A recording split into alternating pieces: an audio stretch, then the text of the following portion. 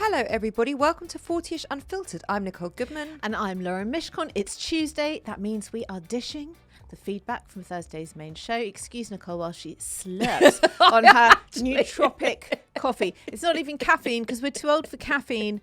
Now we just drink nootropic. Stop it. Don't say there coffee. isn't caffeine in it. Of course there's caffeine in it. There's a little bit of caffeine in it, but a lot less than a normal coffee. Anyway. How do you know? Did you make that up? I read the could I back of just the say, box, she makes mate. things up. She makes things up. We were driving to the studio and I said to her, turn right up there because then you don't have to pay for parking because it's all permit up there. And she's like, oh, there's no spaces. And I thought, do you know what? About 2 years ago, I would have believed her that there were no spaces because she says it with such Confidence. authority. Yeah. But it's like she hadn't even turned her head to have a look at whether there was looking spaces. up the road. There were many cars. All I'm saying is you say these things, you throw these things out, and you are not always right. I know you think you're always right. I'm always right. You're not. You're not always right. I'm always right. And I'm always right. I'm always right about being right. Anyway, if you want more 40ish in your life, hit the follow and subscribe button and you can be an exclusive subscriber on Apple Podcasts. When you subscribe, you get early access. You get ad-free across both shows. Okay, I've got a meltdown. Oh, yeah. Well, I had a meltdown. Yeah. And then two things have happened since I've walked into the studio. One, I've just completely buggered up my laptop. You have. You've completely broken it. Completely broken it. And I'm quite calm about it, aren't I? Very calm. Yeah. What am I supposed to do? Yeah, it's What's the true. point in Like getting what you can do, hysterical? jump up and down, have a tantrum. Yeah. It's broken, you have to get Still it fixed. broken, yeah. Yeah. So there's that. Yeah. And also, I was talking to James about Padel. Now, listen, I realised that I shouldn't do that No. because it never goes well for me. It's like walking onto a landmine, isn't it? I mean, do you know what I But mean? James and I were getting on quite well this morning. Did you Don't- notice? but don't go We there. were having fun. You were. I told him about the public sex thing. Yeah, We had a few jokes about it. Yeah, but don't go into paddle territory with him. It never ends well. Well, I did. And he told me that my racket, that the very experienced expert told me at the Rackets shop that I actually went into London for. I went into London to go to the Rackets shop to ask her opinion about what racket I should be using with my tennis elbow. So I said to James, you know, have you heard of this racket? So he starts looking it up on Google and he told me that she had... He said, you're not going to want to hear this. I'm sorry to tell you. Did he even say, I'm sorry to did. tell you? He did. I You're not going to want to hear this. I'm sorry to tell you this. But what He wasn't sorry to tell me, though. He was quite happy to tell you What this. she's recommended you is the special needs racket.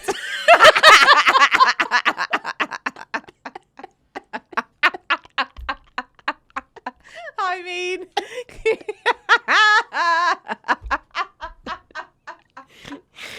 If someone said to me, who in your life today is going to tell you that the expert in the shop has recommended you a special needs racket, I would say that would be James. James Alexander. He's the only person that would tell me that. It's so true. It's so true. Yeah. So those are your meltdowns. They've only just happened. Just now Well, they're so fresh. Come on. They're so fresh. Special needs racket. Yeah. I think that's a bit mean. My meltdown is also quite fresh. It's also visual.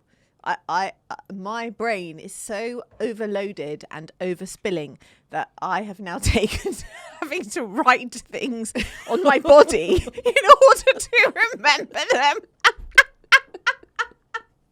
Why? Because I can't hold any more information in my brain, and I knew this was the only way. So I have written Zoe on my wrist, not because I'm secretly having a lesbian affair with a woman called Zoe. Public sex. Public sex with Zoe. But because we have to record a Zoe host read today, and I knew if I didn't write it on my own body, I wasn't going to remember to record it. This is how bad things have got. This is where we are. I'm sorry. I know I'm supposed to be the one holding it together, but I'm not. Okay. Who said you're supposed to be holding it together? I don't know. You've got a lot going on.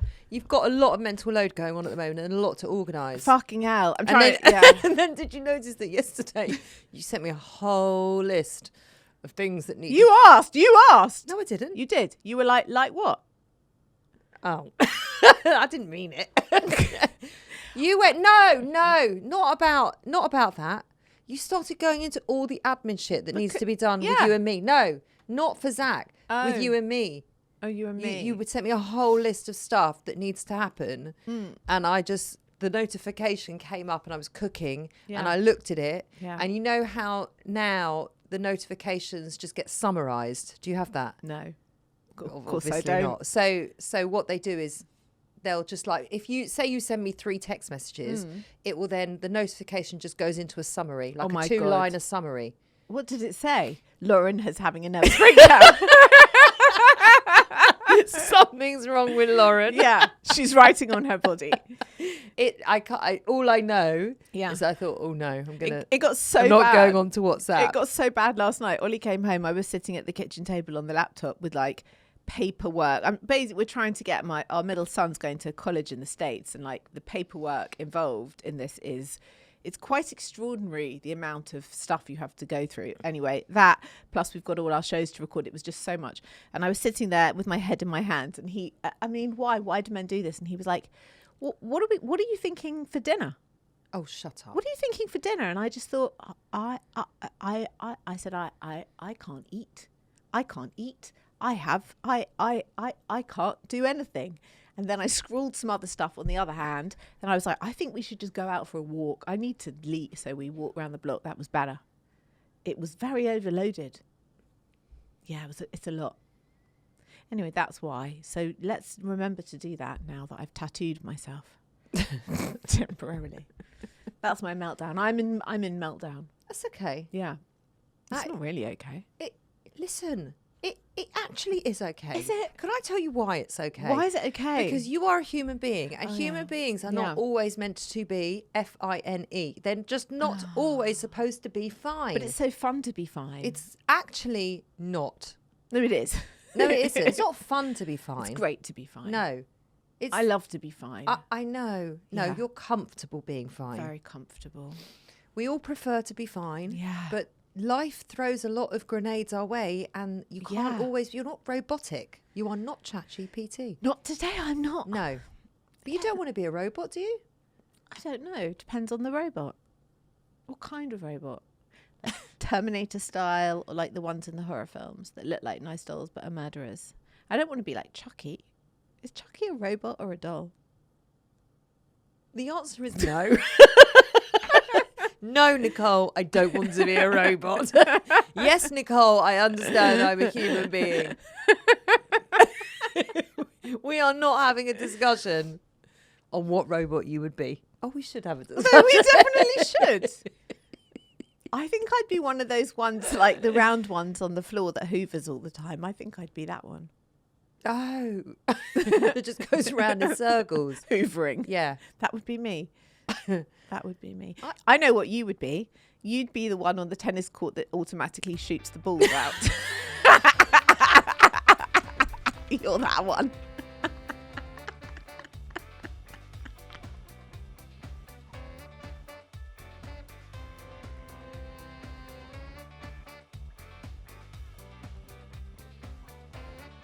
Let's get on to some feedback. Bikinis. Hi, wise ones. I am so with Nicole on the bikini top and bottoms conundrum. It is almost impossible.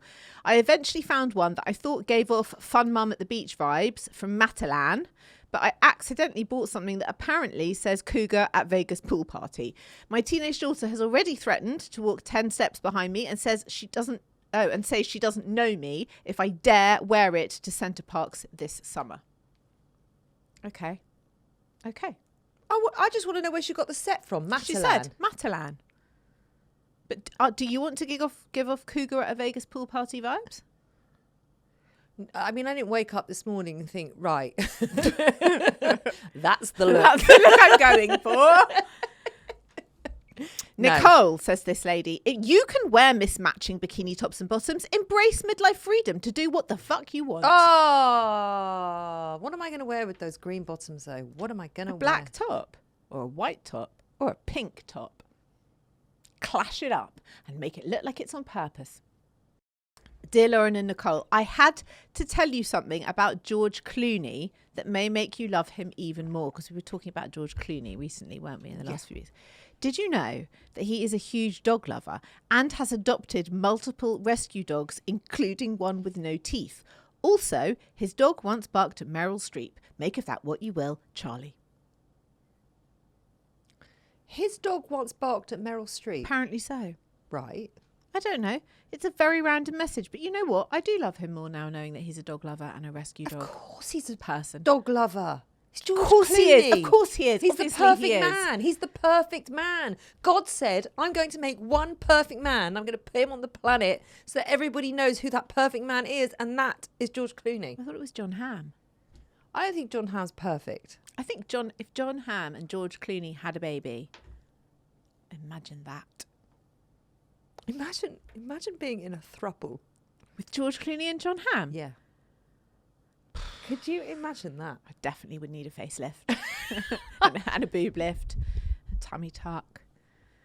So I'd need a lot of work. It would be quite stressful. I'd need a lot of work. It would be quite stressful. Very actually. stressful. No, but if Very they were like stressful. completely obsessively in love with you, both of them. Could I have a year to prepare before the throuple? Yeah. Have all the surgery. Fair. 1 year. Yeah. Of like both of us. Yeah, with an endless budget for surgery, wardrobe, everything. I love this. Yeah. Then come back to them like that revolting show The Swan, where they took a very average looking woman and then put her through 3 months of plastic surgery, personal trainers, everything, and then they dressed her up like a Barbie and presented her back to her family and partner, because it was like they were taking an ugly duckling as a Barbie. And what we really should be saying to all our younger listeners is that you should just be yourself, and as you grow older, just accept yourself as you are.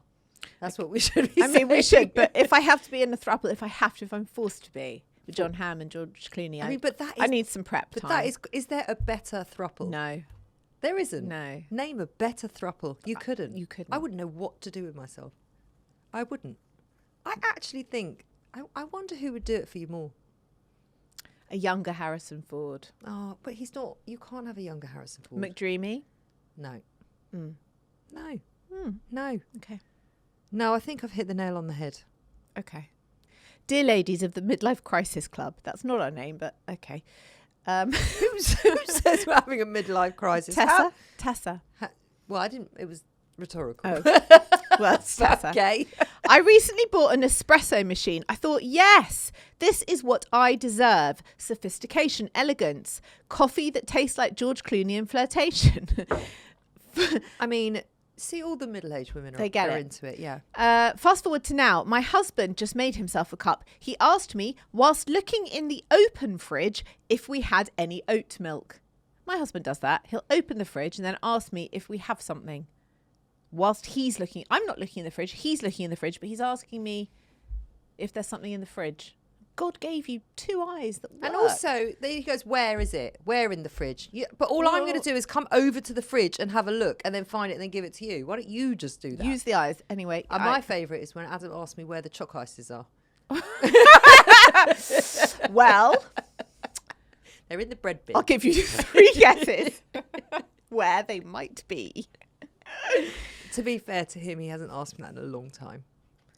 This husband, he slurped it, burped, and said, bit weak, innit? He was wearing cargo shorts and Crocs. Crocs. I don't know how to tell him that he is the anti-Clooney. I don't need him to smoulder and discuss Lake Como. I just want him to sip an espresso without making an annoying noise. I know that Amal does not have to deal with this. Tessa. No, Tessa, I'm sure Amal does not have to deal with that. Look, as we have previously discussed, he is the perfect man. Okay, you're not going to find a more perfect man. And I think it is best for all of us that everyone stops comparing anybody else or any other husband to George Clooney. It's not good, it's not clever, and it ain't going to get you anywhere. Well, there is a man who has said that. There's a man. Dear 40-ish ladies, I like your show, but as a normal man, I would like to stand. Normal man. I would As in he's not George Clooney. I would like to stand up for husbands and officially request a podcast segment for husbands who are just out here doing their best while being held to Clooney level expectations. Thank you, Dave. Just Dave. Oh, Dave. Just Dave. Sorry, but you know, Dave. Just Dave. let me tell you something, okay? There are enough spaces for men on this planet. So let's not try and invade the very few spaces in podcasting that are for just women. I don't think we're going to put in a special segment for normal husbands out there doing their best. You know what, Dave? Just Dave. We actually could. Why don't you start your own podcast where you do segments for husbands who are just out there doing their best? Or what we could do, we could start a segment that it's normal husbands doing their best, right? And Dave can giggle. And he can actually field and monitor all the comments if he really likes. Yeah. And he can give us an example of how he is doing his best. We could just call it the Dave section. So Dave is going to give us an example of something like, I don't know, I emptied the bins when she asked me. And that's going to be him just doing his best and can't understand why his wife isn't like throwing herself over to him in the bedroom 1 hour later. Yeah. I think that could be quite amusing. It could be. Okay. I'll think it over. And I also think there's enough space for men on this planet. Plenty of space for men on the planet. Yeah. Should we go to a break? Yeah.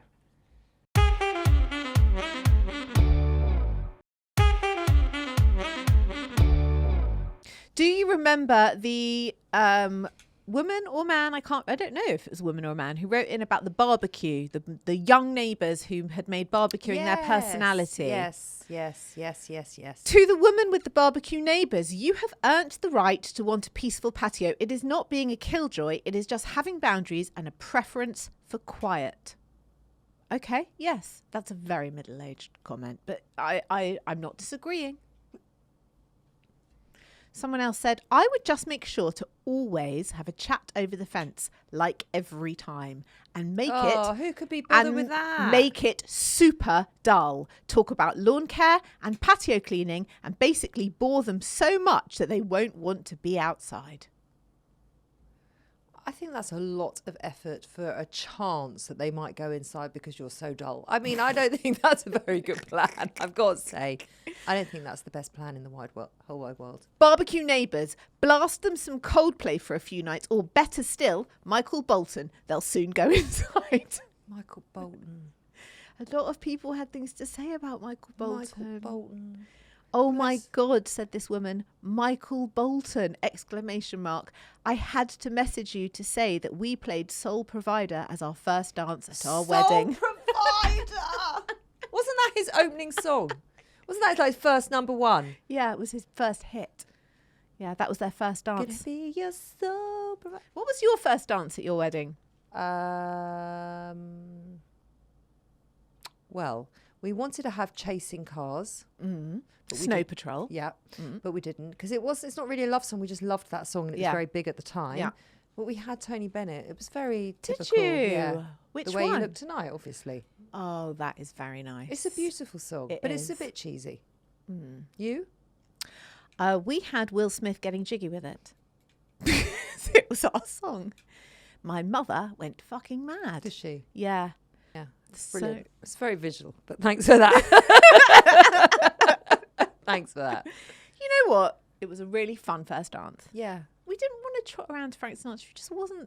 It wasn't the vibe of the wedding. And you were much younger. Yeah, exactly. I was so young. Yeah. It wasn't the vibe of the wedding. It was like fun. And Will Smith was like really cool then. And it was before the whole Jada Pinkett Smith emotional affair. Oscar. What the slap incident, you know? It was like just post Fresh Prince. So that's that.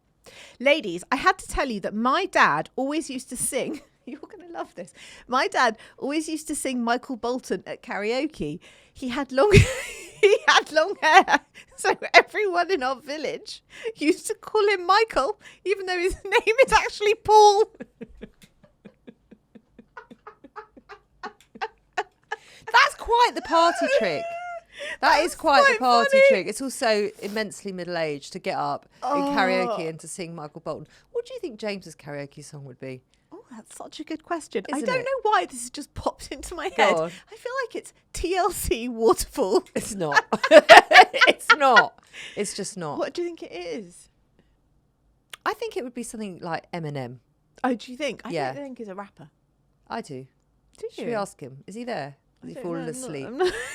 Is he falling asleep? Or is he left after his mic drop moment of calling my racket special needs? What's your karaoke song of choice? I don't really have one. You don't? No, I don't really do karaoke. You? I used to. I don't anymore. I once did a cracking Fugees one in a lesbian bar in Soho. I think that was the height of my karaoke I love days. the Fugees. Yeah, I think that was the height of it. And after that, it dwindled. I don't really know why I was there. At my 30th birthday, Yeah. my friend's husband, he's got a really cracking sense of humour. He's Yeah. very sarcastic and he is immensely dry in his humour. Yes. And he's also a bit grumpy, and we sort of like that's part of his humour. Yeah. And he doesn't like many people, but if he likes you, like, you're really in. So he's quite a character, right? And I had a dinner party at this karaoke bar. Well, I mean, we're going back 18 years when karaoke was all the rage. Yeah. And we were all eating dinner, and then we were going to go on to karaoke afterwards in the same room. Next thing I know, someone had opened the karaoke with Copacabana by Barry Manilow. It was And him. all I heard was, her name was Lola. She was a showgirl. And I turned around, and Yeah. it was my friend's husband, Wow. Dean. Wow. And I always say to him, it was one of the best moments of my entire life. Yeah, I The can fact really that he see did that. it was so unexpected. And I was so touched. That's very And cute. he's like, he's never, ever done that again. That's very cute. Yeah, it was. But you had a karaoke party, but you don't like karaoke. It was 18 years Oh, ago. you liked it then. You don't like it now. There's a lot of things I liked then. I Listen, didn't have children. You love to bash I out liked a my boobs then. I mean, We all liked things our have boobs then. changed. You love to bash out a little musicals number sometimes. When was the last time, or even the first time, I bashed out a musical You number do to sometimes. You'll When? say something and then When? you'll just sing it. Because I told you the other day about something that was playing on my Spotify. Oh my God, my Spotify. Fucking hell. It's still happening to me. What is happening? I turned it on in the car the other day and it played me. I'm actually just going to put it up here so you don't think that I am making this shit up, I right? don't think you make it up. Right, don't ask me how I find the apps because we've had this conversation. Are you going into the App Store? No, I found it. In the App Store? No. Okay, I turn on Spotify. This is what plays out of my speakers in the car. Why? Thank you for being a friend. Travel down the road, Back again. Your heart is... You're a bit in front of yourself. You're a cow and a confidant. And if you threw a party, invited everyone you knew, you would see the biggest gift would be from me, and the card attached would say, Thank you for being a friend.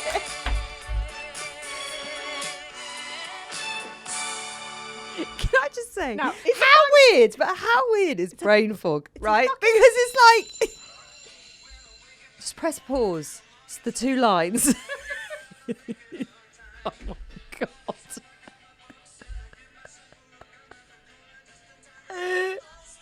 Please.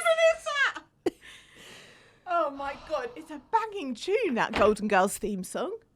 Don't deny it. But why is it on my Spotify? Why? Because you are old. The last time I watched the Golden Girls, I was breastfeeding my now 19-year-old at 3 a.m, and I used to watch it. Can I just say, right? Yeah. I just think brain fog is so interesting. Yeah. Because it's like, I'll be talking to you and someone who I've seen 100 times walk past and I do not remember their name, even though I know their name. I've met them loads of times. I could tell you the name of their dog, but their name has just escaped me and it's gone. just gone. And Yeah. I can't even say, oh, hi, blah, blah, blah. Yeah. Because I can't remember your name Yeah. because I've got brain fog. Yeah.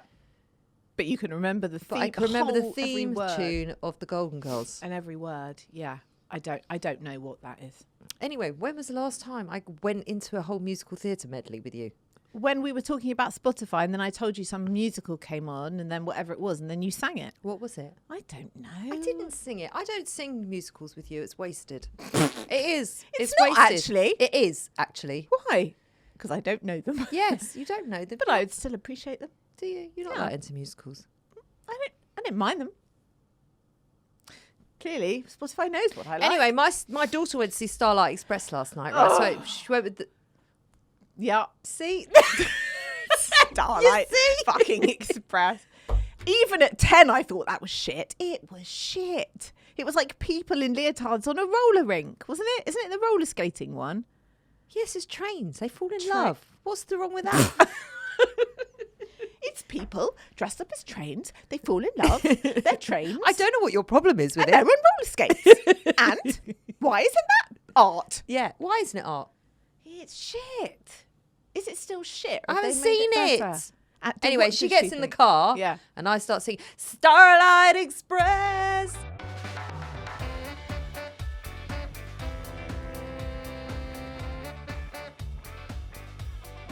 We've got a listener meltdown. Are you ready? It's from Vicky. Is it better than mine? I can't even remember what mine was. What was mine? Oh, the special needs That you're racket. got a special needs racket. Is it better? I don't know. I'll read it to you, and then we can be the judge of it. It's from Vicky. By the way, Yeah? before you tell us Yeah? about Vicky, I forgot to tell you Yeah? that one of the Padel girls, Yeah. she listens to our show. Right. And then she sent me a message the other day and she said, it's so funny that I know you now that I listen to you. And she gave me a message to tell you, but I can't remember what it was. Great. Brilliant. Thanks for that. Thanks. That was a great story. I might cut that out. Thrilling. Don't cut it out. It's just a perfect example of middle age, isn't it? Oh my God, guess what? My friend had this thing to tell you. Oh, I don't know what it is. Okay, But it was great. really It funny. was really funny, but I don't know what it was. Brilliant. Today, she says, I found my midlife rant, automated telephone systems. Please just give me a person to talk to. Today, I had to make several phone calls after a load of select one for this department and select two for this department, only to end up on another number selection option, eventually getting the nobody is available to take your call message followed by the auto hang up. No, just no. The rage this induces is shocking. Please give me a person on the end of the phone. Vicky. Yeah, Vicky, I'm with you. And also, the worst is when it goes silent. And then you're like, hello? do I press 3? Do I press 3? Hello? You're like, you don't know if someone's there. I felt Someone's not there. This was part of the reason why I ended up drawing on my body yesterday, because I had to phone. I don't know if anyone else here has done this, but I had to phone the GCSE certificate boards to get replacement GCSE certificates for my son. I'm telling you, it would be easier for me to get my hands on a nuclear button than it is to get hold of these fucking certificates. Press 1 for this, 2 for this, 3 for this, 4 for if you've sat an exam, 5 for if you're the person, 6 for... Anyway, eventually I just got a human. What's your name, your email? I said, it's not... My name and email are irrelevant. It's for my child. I need you in the system. I was like, you don't need me in your system. And it went Oh, you're on, fighting the system. on and on and on. And I had to phone back 3 times. I had to phone this woman 3 times. And by the end of it, I was like, hi, it's me again. Am I in your system? Can I just take your name and email? I was like, no, just answer this question for me, please. Why is it so hard to get a GCSE certificate? Oh, God. Who's the winner? What was yours? Oh, mine was that I'm in such paperwork overload meltdown. I now write on my things on own your body. Yeah. I feel Vicky's. I feel it because I'm also dealing with I that. think the special needs racket's a bit mean. Mean, true. Who Stop. knows? Hey! Well, I don't know anything about Padel, so I don't know if he's just making a funny joke or if he's factually correct. Do you think I should go back to the shop and say, my friend said, this is a special needs racket? But if you do, please record the conversation for us all to enjoy. Okay, everybody, we're going now. Well, Vicky's the winner. Well, I'm the winner, but let's say Vicky. Or you. Oh, I'm not winning? Oh, I'm not winning? You know what? You are winning. Can we have a 3-way win? Thruple. Yeah. It's not the most ideal thruple, as we've Vicky, recently figured out. how do you feel about being in a throuple with us, Vicky? Let us know. I think Vicky would be fun being in a throuple with us. She'd be coming That is very assumptive. It's not, because she'd be coming into a home with very well detoxed work surfaces. And who doesn't want that? How do you know she's coming to your home? Why have you suddenly... both why of are our you homes. suddenly Both the of our host? homes. Both of our homes. Our joint home, our throuple home. We don't... Oh, we have a thruple home. Yeah. It'd be so clean. I'm up for that. It'd be so clean. It would be so clean. Quiet, tidy, dogs. It wouldn't be quiet because I still have my life that will still come into the home. No one's life can come into the home. It's just you, me and Vicky. No one else is allowed. And the dogs. If she's got dogs, she can bring What dogs. happens, John? What, John Hamm and George Clooney? I Oh. feel like I've been completely demoted. Can I just say? Like, I preferred the other throuple. But I can't be there if you're with John Hamm. That's fine. Right, bye then.